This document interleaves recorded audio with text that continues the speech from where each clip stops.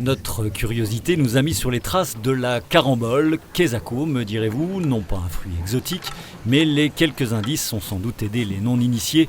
Une discipline, sans se méprendre bien sûr, où l'on parle de bleu, de queue, de boule et de reprise. Vous y êtes, nous sommes bien dans la famille d'un billard, français en l'occurrence, pour ce reportage tout en chuchotement. Le billard carambole, ça a démarré au 16e, 17e siècle. Bon, je ne suis pas un féru d'histoire, mais c'est ce qu'on pourrait dire.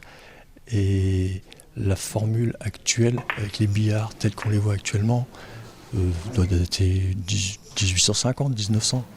Et ici, il s'agit plus spécifiquement de 71-2. Donc 71-2, pourquoi 71 ?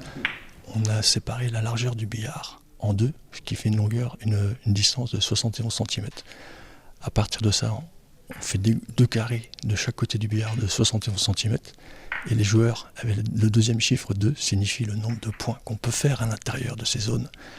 Ça veut dire qu'il ne faut jamais être coincé dans un coin du billard. Il faut toujours s'approcher des extérieurs du billard.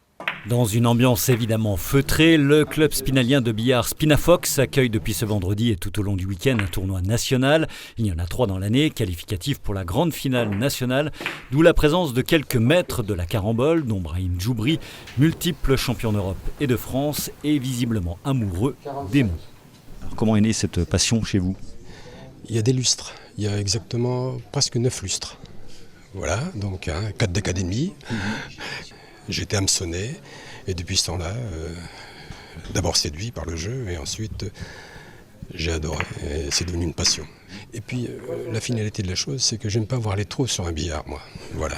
Brahim Djoubri, expéditif lors de son entrée en lice, un match en 2 reprises.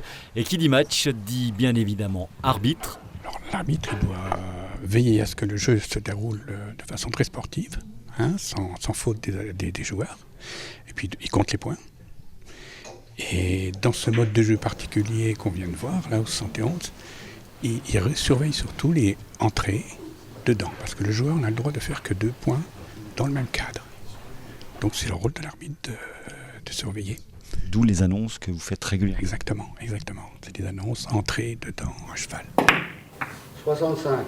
La carambole tient aussi quelques experts à Épinal. 3 joueurs du club sont en lice à domicile, dont Julien Marchal, qui fait partie de l'élite nationale.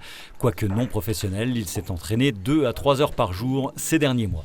Jouer à domicile, ça peut paraître être quelque chose de bénéfique, à condition qu'on ne soit pas trop assujetti au stress et à l'obligation de résultat.